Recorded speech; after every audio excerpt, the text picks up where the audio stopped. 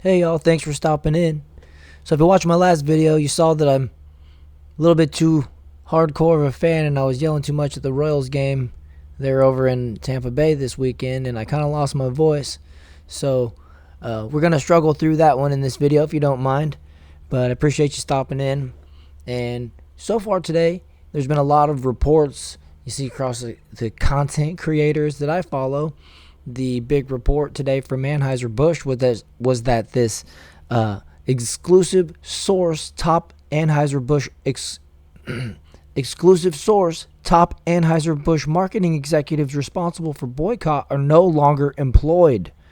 So what we knew before was that Heiner Schneid and Daniel Blake were on voluntary leave and not officially fired from the company, and that was all voluntary. From this channel's perspective was that they're still getting their paycheck, and Anheuser-Busch was just waiting for this whole thing to blow over, and then they would just bring these two back into the fold. Maybe they would announce it, maybe they wouldn't, but regardless, I think that was their end plan, was that they thought they were going to go ahead and lay low until the coast was clear and then bring them back. But then, like I said, today a lot of the content creators out there, Tim Pool and the Quartering and some of these other guys, excuse me, they came out and reported that it's official. I think even Steven Crowder, it's official. The people, these two executives, are officially fired, and that was the claim, and this is the little bit of the article. The top two Anheuser-Busch marketing executives who were placed on leave amid the company's shakeup no longer work for the brand. A source inside Anheuser-Busch confirms in text obtained by the Daily Caller on Tuesday. So Group Vice President and Marketing Daniel Blake and Bud Light Marketing Vice President Alyssa Heinerschneid are gone, according to obtained text messages with the current regional head of marketing. The caller is granting anonymity to the source to discuss legally fraught internal company policy. To my understanding, if we publicly announce the word fire, it will open up the potential for them to sue us. That's why we've said leave of absence, the source said in a text message obtained by the caller. The wholesalers would have had an absolute heyday with leadership if they didn't remove her, the source inside the company also said. To be fair, Daniel Blake was actually awesome. I think he was just caught in crossfire, but also he did hire her, so that's a fault, the source continued. Okay, so that's pretty much the report for the day. That was the hot news that everybody was reporting. Well, now Anheuser-Busch has actually, let me go ahead and recenter this real quick. Excuse me. Oops, wrong page. But now Anheuser-Busch has actually denied claims it fired the top two marketing executives responsible for Bud Light's disastrous campaign and maintains the pair are on leave of absence. So they're maintaining the same position that they have had all along, that these two marketing executives are on voluntary leave. So contrary to what the leak, the source has to say, Anheuser-Busch is actually speaking out on this. And I wonder if it's for the reason that they want to, like the source said, avoid being sued. So that's probably why they responded so quickly. But let's check this one out, read a little bit about it. Anheuser-Busch executives have seemingly denied reports that company fired two top marketing executives who were found responsible for Bud Light's disastrous campaign. The Daily Caller reported on Tuesday that the beer giant officially fired Group Vice President of Marketing Daniel Blake and Bud Light Marketing Vice President Alyssa Heinerschneid, citing text messages with an unknown regional marketing leader at the company. Blake and Heinerschneid were said to be taking a leave of absence amid backlash for their decision to feature the TikToker in the March Madness commercial, in which appeared, okay, cool, I like how they worded that instead of doing it how they typically do and throwing the name and doing all that stuff in there. It's more readable for me. I was being cautious. I didn't actually need to on that one. And when approached by DailyMail.com earlier this month, a friend of Heinerschneid's said she's not supposed to talk about it. She can't.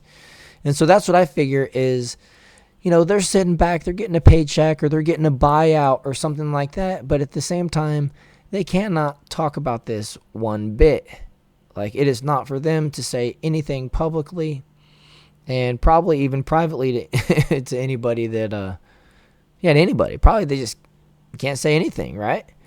But in a statement to DailyMail.com, a spokesperson for Anheuser-Busch said they were still both on a leave of absence so that they could avoid being sued, because I think that this decision has cost a lot of people down the chain a lot of money.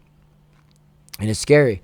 Like I said in my last video, once baseball season wraps up, Bud Light sells, Anheuser-Busch sells, Budweiser and Bud Light specifically, and or most specifically, at baseball games, MLB, probably college, I'm sure minor league, that's a lot of pro baseball, college baseball on top of that they are selling Bud Light and Budweiser cheaper than any other beer in the stadium. Half the cost, less than half. $5 beers versus $11 and some change.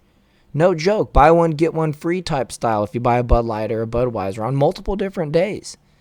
I just witnessed it this weekend. It's pretty crazy. Not to mention, every stand you go to, there's Budweiser and Bud Light. But if you want a Coors Light or a Yuengling, you got to go to a very specific place or buy a can. There's no draft. Your options are really, really limited. So I look forward to the end of baseball season strictly for the fact that Bud Light sales are going to fall off a cliff. Volume is going to fall off a cliff because there's no sport out there that plays every day that packs tens of thousands of people into a stadium with 32 teams. Well, cut that in half because they're playing each other. So, 16 games a night roughly, 7 days a week. Hundreds of thousands of people a night, a lot of them buying beer, that's going to all just go away. So, we're going to really see a huge drop-off come, pretty much when the regular season ends. There'll be some playoff baseball, but those games are reduced. The numbers reduced dramatically at that point. The minor leagues are over, college is over, and then you're down to just the playoff teams in the big leagues. So at that point, you're not even having very many, but still, there'll be more of a drop-off as the playoffs progress and teams fall off, and then eventually, once the World Series is over, all those sales, all that volume will just be nothing, with nothing to replace it besides a few football games and just nothing like baseball. So anyways, enough about that. Given the circumstances, Alyssa has decided to take a leave of absence, which we support, the spokesperson said, adding that Daniel is also taking a leave of absence in the interest of our employees' safety and privacy. We're not providing any additional information. The statement echoes one Anheuser-Busch executives made in April when it announced the two marketing executives decided to temporarily step down. Given the circumstances, Alyssa has decided to take a leave of absence, which we support. Daniel has also decided to take a leave of absence, the company said at the time, but questions remained about the sudden departures in the aftermath, especially when Anheuser-Busch executives later claimed that the decision to work with Mulvaney was made by an outside agency without management awareness or approval, which was horrible business practices. And they really try to make that company a scapegoat, and I'm sure they're probably looking to sue Anheuser-Busch because I believe that they put together one of the most successful marketing campaigns of all time, even though it didn't deliver the result that the bosses wanted, and it cost them billions of dollars in stock, or market value.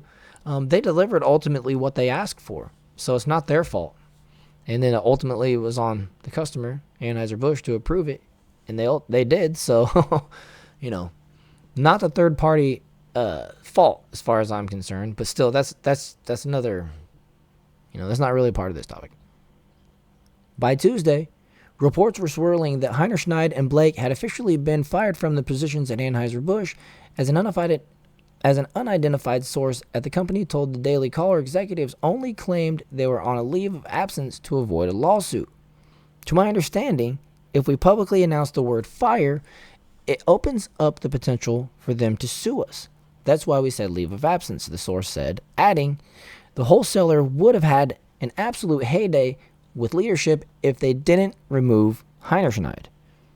Wholesalers were told they were both gone for good by leadership during in-person conversations.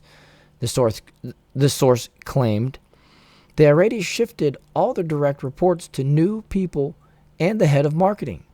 He added that he thought Blake was actually awesome. I think he was just caught in the crossfire, the source said, but he also did hire her, so that's his fault. True.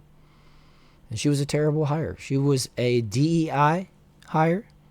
They were trying to up their score and get woke, go broke.